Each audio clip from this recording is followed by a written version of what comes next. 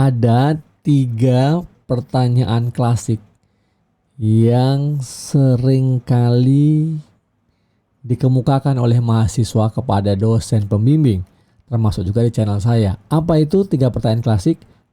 Kalau kalian bisa menjawab 3 pertanyaan klasik itu, skripsi kamu cepat selesai. Pengen tahu? Oke, langsung saja ya. Yang pertama adalah, Pak dosen atau Prof Tirta atau pembimbing, judul skripsi saya apa ya? Nah, kalau kamu menanyakan hal itu, atau kamu pernah nggak kepikiran, atau sekarang nih yang lagi nonton pasti nanya judulnya apa ya bagusnya ya skripsi saya ya gitu ya. Nah, judul skripsi itu yang paling tahu tuh kalian tuh yang lagi ngintip-ngintip tuh kalian ya. Kenapa? Karena kalian yang mau membuat skripsi. Wah, kalau gitu mah nggak usah nonton video Prof Tirta deh. Oke, tunggu dulu ya, tunggu. Nah, kenapa? Karena kalau pertanyaan klasik ini muncul sebenarnya karena kalian nggak ngerti, nggak tahu sebenarnya ketertarikan kamu itu dalam bidang studi kamu yang kamu mau tulis, yang jadikan karya akhir ya, nggak harus skripsi loh ya, ini tugas akhir itu kamu nggak punya. Nah, kalau kamu nggak punya, nih ada cara nih, berbagai macam video di channel saya, ada cara-cara menemukan nih, gimana menemukan tema, menemukan judul yang cepat gitu, ya. Gali, sekali lagi, kamu gali, kamu tanyakan pada diri kamu sendiri, ini kalau di bidang studi saya ini apa yang paling membuat saya tertarik ya?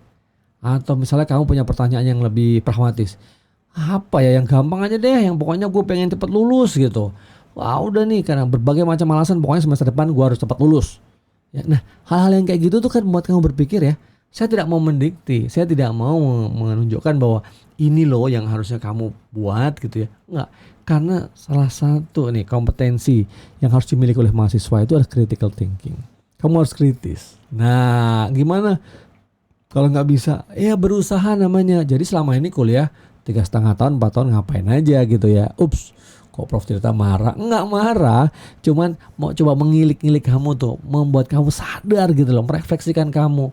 Ya namanya kuliah boleh aja sambil main, sambil jalan-jalan, ada hobi yang lain-lain, tapi ingat tetap harus selesai, harus kelar ya kan. Nah, kembali lagi.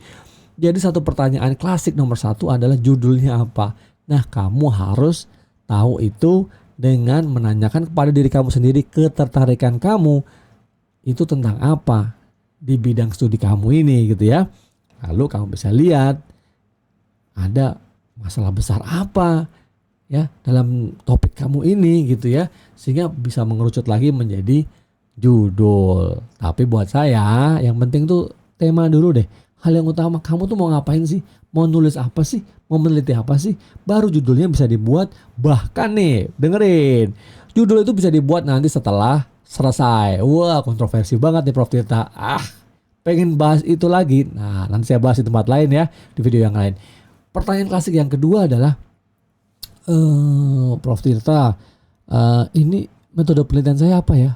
Nah, yang mau neliti kamu, yang riset kamu, saya nggak baca proposal kamu nanya kemana saya gitu, aneh bukan? Nah, tapi itulah mahasiswa, nggak apa-apa, mahasiswa itu macam-macam isinya ya nggak? Nah, ini kuncinya. Kamu kalau tanya metode penelitian kamu yang tepat apa, mau kuantitatif, mau kualitatif, mau di masing-masing itu kuantitatif ada berbagai macam lagi, teknik-teknik lain lagi ya kan, metodenya lagi, di kualitatif juga begitu. Nah, ini coba jawab dulu. Kamu tahu nggak masalah penelitian kamu apa? Nah, jujur, ya kan? Ngerti? Nah, kalau ngerti bagus ya. Coba rumuskan. Nah, coba sampaikan. Ngomong dalam satu kalimat. Nah, udah? Kalau belum, nah ini ada yang masih mikir-mikir. Nah, coba ya. Pikirkan lagi atau formulasikan lagi permasalahan penelitian dengan baik. Kalau kamu udah ketemu nih masalah yang kamu mau teliti, ya kamu udah ngerti bahwa ini loh sebenarnya yang membuat alasan bahwa penelitian ini penting gitu ya. Kamu pasti tahu masalahnya, kemudian tahu pertanyaan penelitiannya apa.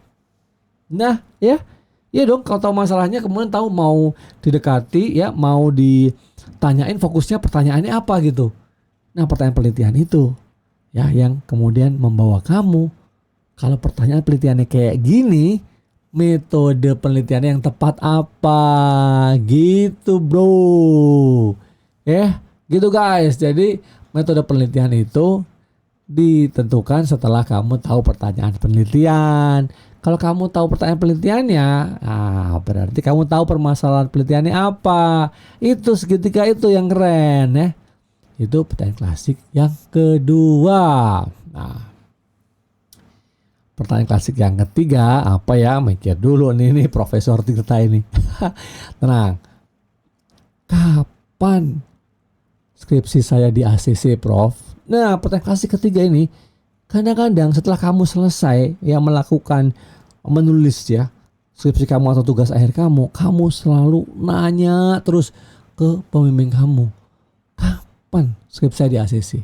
Tentu pembimbing akan dengan senang hati dengan cepat meng-ACC kamu kalau kamu ngikutin pembimbing proses pembimbingannya dari awal sampai akhir ya, dari bab pendahuluan sampai bab kesimpulan dengan baik.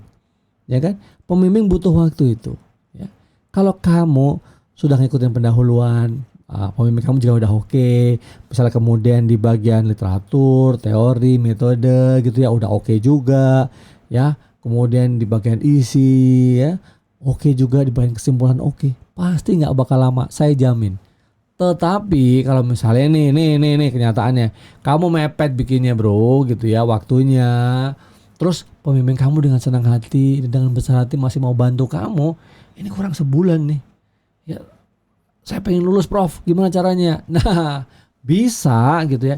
Ngerjain skripsi 30 hari itu bisa. Ada video saya tentang itu. Cek di channel ini. Ya, bikin skripsi dalam 30 hari. 1 lembar 1 hari, 30 lembar dikerjakan dalam 30 hari. Itu bisa jadi skripsi. Asalkan kamu mau kerjain. Nah, jadi ya jangan khawatir ya. Kamu jangan terlalu memaksa-maksa, terlalu nanya-nanya ke pembimbing kapan di ACC. Yang penting yakin setelah kamu selesai semuanya, draftnya selesai, dengan didasarkan pada proses pembimbingan dari bab awal, bab pendahuluan sampai bab kesimpulan, kamu tenang dulu bro ya. Tenang aja dulu, santai dulu gitu. Habis itu kasih waktu ya 2-3 hari, seminggu lah ya kan. Kan pembimbing kamu banyak juga kerjaannya, gak cuma bimbing kamu doang. Apalagi kalau bimbingannya banyak. Nah, teman-teman kamu yang mungkin juga telat-telat itu, teman-teman kamu yang mungkin juga sama kayak kamu atau bahkan lebih cepat waktunya juga sama-sama mepet gitu ya, sama-sama pengen lulus, maksa-maksa ya, posisi pembimbing susah membuat sulit ya karena di fait accompli sama kalian gimana. Nah, tapi jangan kalau pembimbing agak kadang-kadang sebel sama kamu atau marahin kamu jangan sebel, jangan marah juga ya kan. Karena apa? Karena kamu mepet-mepet sih, mendadak sih.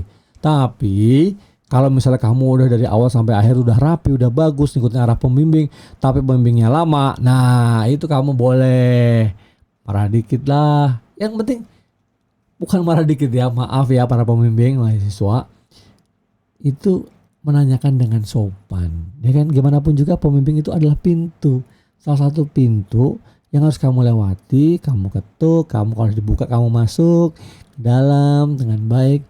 Kamu harus bareng-bareng sampai kamu selesai. Gak ada gunanya musuhin pembimbing. Jamin kalau kamu musuhi pembimbing gak bakal selesai, gak kelar, malah urusannya kemana-mana, repot nantinya. Oke, semoga 3 masalah klasik ini tidak terjadi di kamu. Kalau kamu masih merasa ini terjadi di kamu harus beresin dan insya Allah ya bisa kelar. Terima kasih banyak, semoga bermanfaat. Jangan lupa ya like, share dan komen. Sampai lupa. Mari sama-sama ya kita bareng-bareng bawa channel ini sampai ke 100.000 subscriber. Mau nggak? Nah, sekarang saat video dibuat kira-kira mendekati 70.000, masih butuh 30.000-an lagi. Bantuin saya ya. Terima kasih banyak, sukses buat kamu. Semua pejuang skripsi layak menjadi seorang sarjana. Sampai ketemu lagi.